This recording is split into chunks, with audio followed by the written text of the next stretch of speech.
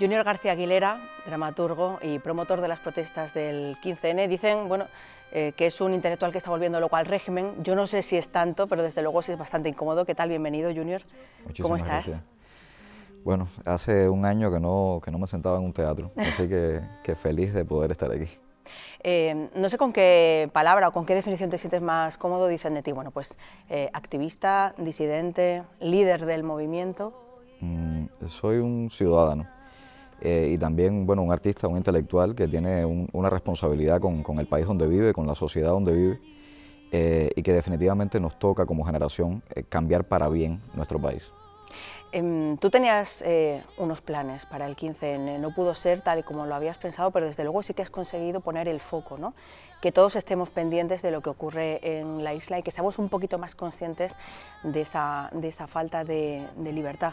Querías el día antes marchar tú solo con esa rosa blanca que ha dado la vuelta al mundo, me imagino que lo sabes, tu imagen en la ventana, ¿no? Sacando la flor. Y bueno, te impidieron hacerlo, ¿no? Ese recorrido que tú querías hacer solo, en silencio, una manifestación pacífica por la libertad, sobre todo también por la liberación de los presos políticos, pero ya contabas con que podían impedirte, lo imagino. Sí, realmente en Cuba lograr estas cosas era prácticamente una utopía. En primer lugar porque nunca ha ocurrido, no lo han permitido, no están dispuestos a permitirlo, y sabíamos que era un reto, incluso de la manera más pacífica. Buscamos la forma más pacífica, casi era como una liturgia religiosa, y aún así el régimen nos estaba amenazando con lo peor. Primero nos amenazaron con los tanques, porque la marcha era para el día 20 de noviembre, y el régimen dijo que ese día sería de la defensa y que iban a movilizar las tropas 3 días antes. Cuando cambiamos la fecha para el 15, entonces usaron a los intendentes, a los gobernadores, a la fiscalía para amenazarnos. Usaron a sus simpatizantes que colgaban en las redes sociales imágenes con palos, incluso con clavos en la punta, donde decían que iban a golpear a todo el que se atreviera a manifestarse ese día. Y sabíamos que es muy difícil en dictadura poder ejercer un derecho tan elemental como ese de reunirse los que piensan igual y manifestarse pacíficamente en una calle.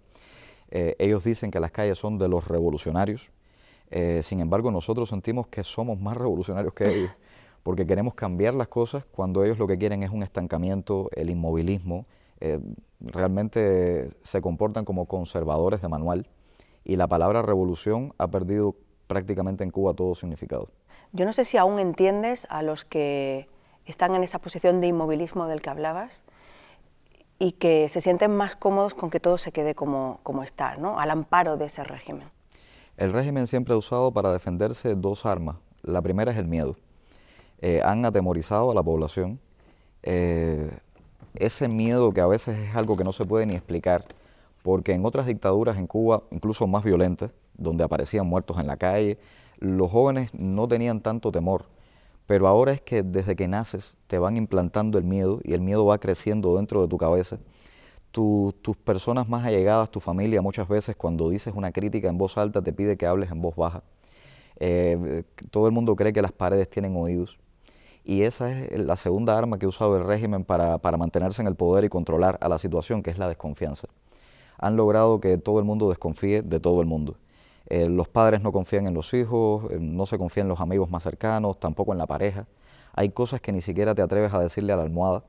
Y esa desconfianza, ese miedo, los ha mantenido ahí, en el poder, y ha logrado amordazar, ha logrado amarrar a una buena parte de la población. Pero tengo fe en que eso no puede ser eterno. No hay mal que dure 100 años, decimos en Cuba. Y creo que no, el cuerpo de la nación ya no lo aguanta más. Bueno, este lleva por 60, ¿eh? No son pocos. Sí. Te iba a preguntar cómo se vive ahora en Cuba a nivel de derechos, sobre todo derechos humanos, de libertades, pero yo creo que ya me has contestado. Bueno, el tema de la población en sentido general, el grave problema es que es tanta la miseria, es tanta la necesidad, que muchas veces las personas no tienen tiempo de pensar en derechos humanos. Muy pocas personas tienen al día una hora para decir, ok, la democracia, ¿qué es? ¿Qué significa? ¿Por qué no la tengo?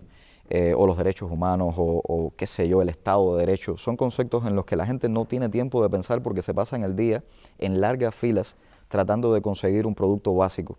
Producto básico que además no te venden en la moneda en que te pagan en tu trabajo. Para comprar casi todo tienes que ganar euros o que algún familiar te lo mande desde el exterior. Y es terrible porque el régimen de pronto se ha mantenido en pie gracias a explotar a sus víctimas. A todas esas personas que tuvieron que abandonar el país, que irse a Estados Unidos, a Europa, a América Latina, atravesando fronteras o en una balsa, huyendo de un régimen opresor, ahora de pronto hay una especie de chantaje emocional donde el régimen los obliga a enviarles dinero a su familia, porque con el dinero que su familia gana en Cuba no puede comprar nada. Entonces la familia, el que se quedó dentro de Cuba, depende del dinero del que se fue. A esos a los que llamaban traidores en un pasado, ahora el régimen les pide dinero. Y es como si tu propio violador te estuviera chantajeando para que le pagaras eternamente una cuota de dinero. Hay un chiste en Cuba que es terriblemente trágico y es con la palabra traidor. A los que se iban hace un tiempo les decían traidores, traidores. Y ahora, lamentablemente, les dicen trae dólares, trae dólares. Yo no sé, Junior, ¿cómo te sientes cuando líderes políticos de países como España, sentados en su poltrona y gozando de una libertad que por supuesto no tiene el pueblo cubano, defienden aún lo que está haciendo este gobierno tirano comunista? Yo creo que no es solo responsabilidad de los líderes, porque muchas veces los líderes responden a estados de opinión, a grupos de electores, a una parte de la población del lugar donde hacen política. Entonces, más bien creo que tiene que ser desde abajo. Es decir, las mentalidades tienen que empezar a cambiar desde la base, desde la sociedad civil, para que los políticos reaccionen. Y yo creo que esto pasa, bueno, soy artista y también hablo desde ahí, desde esa posición, pero creo que pasa por un problema cultural, no tanto por un problema político. Cuando las personas entiendan que Cuba no se trata de una consigna, que Cuba no se trata de un discurso político o de una excusa para utilizar la política en funciones electorales o lo que sea, cuando se entienda que se trata de un lugar donde viven seres humanos que están sufriendo, que están siendo privados de sus derechos, que no cuentan con las libertades ni los derechos mínimos, entonces todo puede cambiar. Creo que no se trata tanto de un problema ideológico, sino de un problema cultural y sobre todo humano. Claro, pero habrá que de alguna manera articular políticamente todo esto que está sucediendo, este cambio que queréis para Cuba. No sé si tienes pensado formar parte, sé que hay una plataforma a través de la cual, bueno, pues de alguna manera canalizáis las iniciativas, pero bueno, ya lo decías tú, ¿no? La democracia no se garantiza con tener muchos partidos, pero desde luego si solo hay uno, sí que está totalmente anulada, ¿no? Claro. No, lo vemos, por ejemplo, en países como Corea del Norte o China. Corea del Norte tiene 5 partidos, China tiene creo que 8, y eso no garantiza absolutamente nada. Hay una frase que se usa mucho sobre Cuba y sobre el cambio, que es el cambio fraude. Por supuesto que el cambio que muchos ciudadanos cubanos añoramos tiene que ser para bien. No significa ni una vuelta al pasado, no significa llevar a Cuba al estado que tenía antes de 1959. No puede significar mantenerlo todo igual o mejor dicho, cambiar para que todo siga igual, porque eso sí que sería un cambio fraude. Tampoco se trata de sustituir una dictadura por otra o sustituir un pensamiento único por su negativo, que al final viene siendo lo mismo. Se trata realmente de construir un país con todo el mundo, que todo el mundo tenga derecho a ofrecer su opinión, a participar en la realidad concreta del país, a proponer soluciones y que la voluntad soberana decida. Porque lo que pasa en Cuba ahora es que la soberanía no está en manos del pueblo ni de los ciudadanos. La soberanía está secuestrada por una casta que lleva más de 60 años en el poder y que no está dispuesto a soltarlo porque gozan de privilegios que el resto de la población no tiene. Entonces es un problema de construir algo con lo que soñó Martí, que es el héroe nacional de Cuba, y lamentablemente no hemos podido construir, que es un país con todos y para el bien de todos. Además, bueno, tendréis la pena de que no ha sucedido lo que imagino que muchos añorabais, y es que con la muerte de Fidel Castro se acabara el régimen, fuera el fin del régimen. Entiendo que creciste con esa idea. Es que no se trata de una persona, ni se trata de un individuo. En Cuba siempre hemos tenido esa cosa del líder, el caudillo, el mesías. Fidel Castro en un momento en Cuba era una especie de religión. Incluso las personas no seguían a Fidel por ideología. Habían dichos al principio de la revolución que era: si Fidel es comunista, que me anoten en la lista. O sea, no les interesaba tanto el marxismo, ni si habían leído El Capital. Era sencillamente seguir fanáticamente a un individuo, a un hombre. Ese fanatismo hizo que cayéramos en un régimen de culto a la personalidad, a la figura de un individuo que gozó de poderes superiores a los de un emperador. era más que un rey, era una especie de figura religiosa, de ser divino al que todos los demás tenían que rendirle culto, además de pleitesía. Lamentablemente no hay dictaduras que se puedan sostener sin el apoyo de determinados grupos de la población. Por lo tanto, tiene que cambiar la población, tiene que cambiar culturalmente, tiene que cambiar sobre el conocimiento de la historia que hasta un momento les ha sido negada. En Cuba hay mucho desconocimiento de la historia del propio país. Hay muchas historias que el cubano promedio no conoce. Por ejemplo, el crimen del remolcador 13 de marzo, donde un grupo de personas intentaba huir con su familia hacia los Estados Unidos y ese bote fue hundido y ahí se ahogaron no solo adultos sino también niños. Ese crimen en Cuba prácticamente es desconocido. Hay una historia no contada que yo estoy convencido de que cuando la gente decente, la gente con dignidad, conozca la verdadera historia de lo que ha ocurrido en Cuba en los últimos 60 años, se va a dar cuenta de que no se puede sostener un régimen que ha crecido sobre la injusticia, sobre el abuso y sobre también, lamentablemente, el crimen contra los propios ciudadanos. Bueno, además de que para muchos debe ser difícil anhelar algo que no han conocido, y cuando tu realidad bueno, pues es de una determinada manera y no conoces que hay otras en el mundo. Yo no sé si cuando eras pequeño, Junior, sabías que otras infancias eran posibles, ¿no?, en otras partes del planeta. Es terrible porque cuando eres niño, incluso, bueno, yo nací en 1982 y cuando tenía 10 años comenzó el periodo especial, que era la forma de llamarle a la peor crisis que había tenido Cuba, pero no querían decirle Especial. crisis, le decían periodo especial, no había nada, no Eso había sí que comida, íbamos a la escuela con los zapatos rotos, muchas veces nos íbamos para la escuela sin desayunar, con un vaso de agua de azúcar. No todos los niños vivían en las mismas condiciones. Y yo recuerdo que jugaba con algunos amigos míos y les servían la comida en medio del juego y yo miraba aquel plato de comida y realmente se me hacía la boca agua porque eran cosas que no había podido probar porque mi familia era más pobre. Sufrimos realmente una miseria tremenda y sin embargo nos hacían creer que éramos afortunados de haber nacido en el mejor país del mundo. Incluso había una frase escrita en todas las escuelas, en los círculos infantiles, que decían somos felices aquí.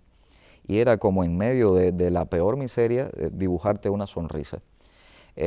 Cuando he logrado salir, cuando he viajado a otros lugares, me doy cuenta de que aquello que considerábamos privilegios de vivir en Cuba, como la educación gratuita, la salud gratuita, en realidad el gran mito, ¿no? Existen en otras partes del mundo, incluso con mejor calidad, con mejores garantías.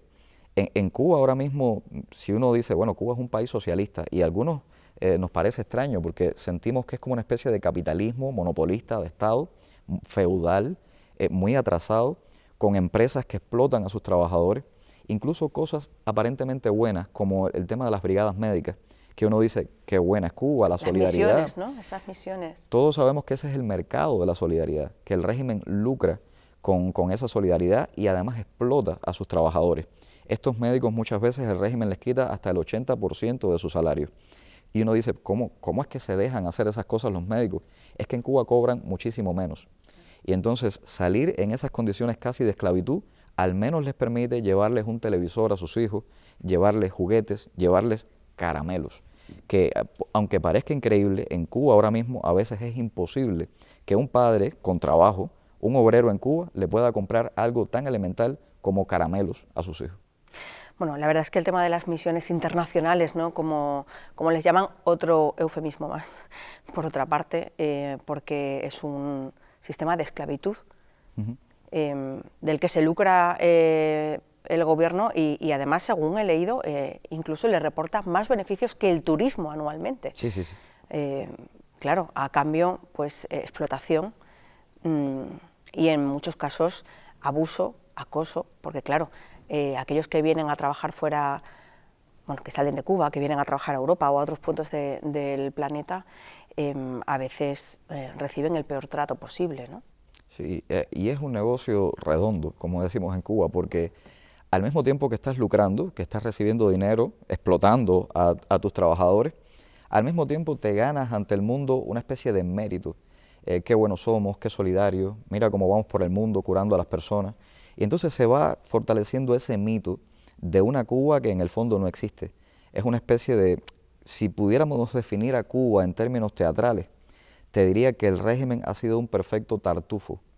ha logrado convencer a una buena parte del mundo con máscaras y lamentablemente una parte del mundo ha sido cómplice de un régimen así, ya sea por desconocimiento, por intereses, por hipocresía, por ideología, por un millón de razones, pero hay que empezar a ver las cosas como son.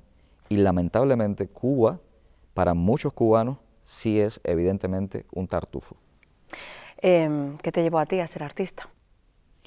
Bueno, cuando era niño, desde bien pequeño, empecé a escribir poesía, me encantaba el teatro, armé un grupo de teatro con mis amigos más cercanos, teníamos 9, 10 años. Comenzamos haciendo humor, porque el humor es lo que siempre nos ha salvado, es decir, de los momentos más terribles. Creamos un grupo humorístico en medio del periodo especial y pasábamos tanta hambre que a ese grupo humorístico le pusimos arroz con pollo. Como el arroz con pollo era algo tan escaso, y también era muy escaso encontrar un grupo de niños que hicieran humor teatral en Cuba, creíamos que ese era el nombre correcto. La gente decía, arroz con pollo, eso hace mucho tiempo que no veo eso. Bueno, un grupo de niños haciendo humor tampoco lo debes haber visto mucho. Y así fue, es decir, fue una cosa desde la infancia. Después tuve la oportunidad de poder estudiar en la Escuela Nacional de Arte, actuación, luego dramaturgia en el Instituto Superior de Arte, comencé a dirigir teatro y realmente, tengo que decirlo, con éxito, es decir, sí tuve espacios para publicar, ganar premios, representar obras. En mi caso no era tan fácil censurarme porque era bastante difícil. En Cuba hay una especie entre los artistas, ¿no?, de algo que llaman inteligencia, que es no te busques problemas. Si el gobierno te quiere censurar una frase, quítala, pon otra. Y muchas veces se acude demasiado a la metáfora. Cuando quieres hablar de un problema duro, no lo mencionas nunca por su nombre. Y muchos dramaturgos escribían obras sobre un mago que desaparece gente y al final de la obra se acercaban y te preguntaban, ¿entendiste quién es el mago? Refiriéndose a Fidel, al gobierno. Claro. Mi teatro quería salirse de esos moldes, quería ser mucho más directo. Y empezamos a hacer un teatro sobre la realidad, sobre los jóvenes, sobre la discusión de ideas y sobre una crítica frontal al régimen. El dinero que le mando a mi madre sirve más que tu libro y que toda la mierda esa que tú escribes. Además, la revolución, ven acá, compadre, a ver, ¿cuál es tu problema con la revolución? ¿Qué te ha hecho a ti la revolución? Eso, por supuesto, me trajo muchísimos problemas. Empecé a ser vigilado de cerca, empecé a ser considerado un artista incómodo, pero todo el mundo me decía, mantente ahí, critica lo que quieras, pero dentro del teatro. Si te sales de ahí, vas a cometer un error grave. Pero yo me preguntaba, bueno, Martí también era poeta y también era dramaturgo, pero había que salirse a veces de las obras para decir cosas como ciudadano, como ser humano, igual que Lorca. Lorca era un excelente poeta y quizás alguien le pudo haber dicho, hazlo todo desde la poesía, no te salgas de ese límite, pero a veces es una burbuja. Y además de artista, se es ciudadano y se tiene un compromiso con la realidad de tus amigos, de tu vida, de tu país. Por lo tanto, crucé la línea. Desde luego, para ser artista hay que ser de una pasta especial, para serlo en dictadura aún más. Y claro, imagino que en algún momento habrás pasado miedo. Había sentido miedo, pero cuando se trataba solo de mí, había una fuerza interior que te hacía ser más valiente. Por ejemplo, el 11 de julio, el día del estallido social más grande probablemente de la historia de Cuba, porque algunos dicen que en los años 30 hubo determinadas protestas masivas contra un dictador, Machado, pero estas muchos creemos que son las más grandes de la historia de Cuba, la explosión social del 11 de julio. Ese día un grupo de jóvenes artistas nos fuimos al ICRT, que es el Instituto Cubano de Radio y Televisión. Lo único que estábamos pidiendo era 15 minutos de derecho a réplica, que sacaran las cámaras de ese lugar y nos permitieran hablar 5 minutos. No fue posible. Ni siquiera una sola cámara salió ese día a las calles. Los periodistas oficiales recibieron órdenes de mantenerse al margen y de no cubrir lo que estaba pasando en el país. A nosotros nos reprimieron violentamente ese día, nos lanzaron a un camión que se usa en la ciudad para trasladar basura y nos llevaron sin poder levantar la cabeza de ese camión hasta una prisión que se encuentra en las afueras de La Habana, el Vivac. Ese día, sin embargo, yo no sentí miedo. Algo me dio una fuerza ahí, también estaba solo, o sea, con mis amigos, pero cada cual muy firme, y dije, lo que tenga que ser, que sea. Sin embargo, el día 14 de noviembre sí sentí miedo. Ese día, cuando mi casa estuvo rodeada por alrededor de 200 personas que estaban delante de mi puerta, en el piso inferior, en la calle, en las esquinas, que no dejaban pasar ni siquiera a los periodistas acreditados, que no dejaban pasar a nadie, que se hacían pasar por mis vecinos, aunque yo no conocía a ninguno, ni siquiera los que estaban delante de mi puerta. Ellos nos gritaban ahí: vete de este barrio no te quiere, este barrio es de los comunistas, traidor, mercenario. Y ese día sentí miedo, pero no por mí. Sentí miedo por mi familia, por mi esposa, por mi suegra, que estaban conmigo dentro de la casa. Mi suegra, por ejemplo, trabaja en un policlínico, es técnica de laboratorio. En todo esto de la COVID no ha tenido descanso, preocupándose por los enfermos, y ella también estaba siendo reprimida igual que yo. Aunque ella no es activista, no pertenece a Archipiélago, no ha tenido una actitud, digamos, de revolución en este sentido. Ella se concentra en su trabajo, que es ser técnica de laboratorio, y ella recibió las mismas ofensas. Ella también corría el riesgo de ser arrastrada escaleras abajo. Mis vecinos, los vecinos reales, se encerraron en sus casas con pánico, y ese día sentí miedo real, porque vi en los ojos de esas personas un odio que no había visto antes. Cuando a las 3 de la tarde decidimos aplaudir, que era nuestra única forma de poder hacer algo, manifestarnos, aunque sea dentro de nuestras casas, con un aplauso a la valentía del pueblo de Cuba de manifestarse ante un régimen que lo tiene todo, los tribunales, las armas, el ejército, la policía. Cuando hicimos el aplauso, vimos cómo se desató el odio en toda esa gente que fue llevada hasta allí, hasta mi casa, para amedrentarnos, para amenazarnos, para intimidarnos. Y fue como mirarle a los ojos al poder, porque quizás hasta ese momento no le había visto los ojos.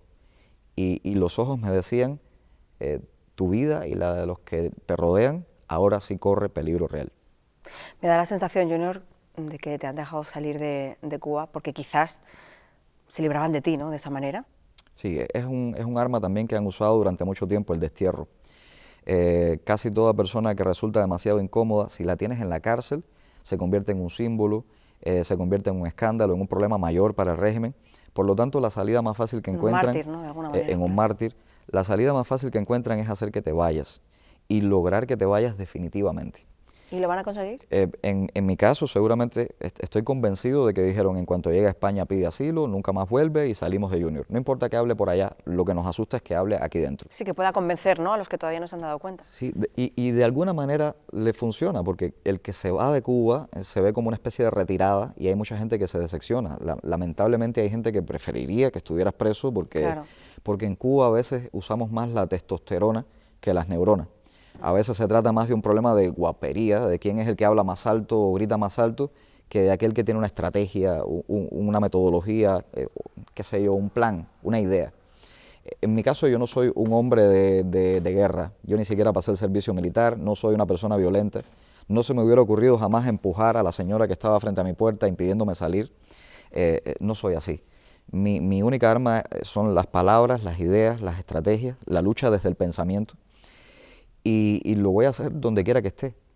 Algo ha cambiado en Cuba y es el tema de las redes sociales. Ya el régimen se equivoca cuando cree que sacándote de Cuba se libra de ti. En realidad, desde aquí tengo más posibilidades de hablar con la gente que está dentro de Cuba. Tengo más posibilidades incluso de comunicarme con mis amigos, con los demás miembros de Archipiélago, y no me voy a rendir, a pesar de las críticas, que he recibido muchísimas críticas. Pero no puedo pedir perdón por estar vivo. Donde quiera que esté, si tengo vida y si tengo libertad, voy a hacer lo que sea por cambiar la realidad de mi país, porque ni siquiera lo hago por un problema de mí. Es decir, lo hago porque no le podemos pasar esa carga a las nuevas generaciones. No puedo permitir que mi hijo tenga la cruz de tener que cambiar la realidad de Cuba. Nos toca a nosotros como generación. Bueno, sé lo que me vas a contestar, prácticamente es una pregunta retórica, pero acabamos, si te parece, con un deseo para Cuba. Que nos libremos de los fundamentalismos. Yo creo que los fundamentalismos siempre hacen daño, del signo que sean, del color político que sean. Que construyamos tolerancia. Yo lo que más desearía ahora mismo es que pudiéramos encontrar una vacuna contra la intolerancia. Pues con eso nos vamos a quedar, Junior. Muchas gracias por compartir tu historia y mucha suerte en el camino, que queda mucho por andar. Muchas gracias a ustedes. ¿Hasta cuándo van a seguir abusando? ¿Van a seguir ignorando la cruda realidad de que nos están acabando? La tierra está sangrando, mi patria está llorando.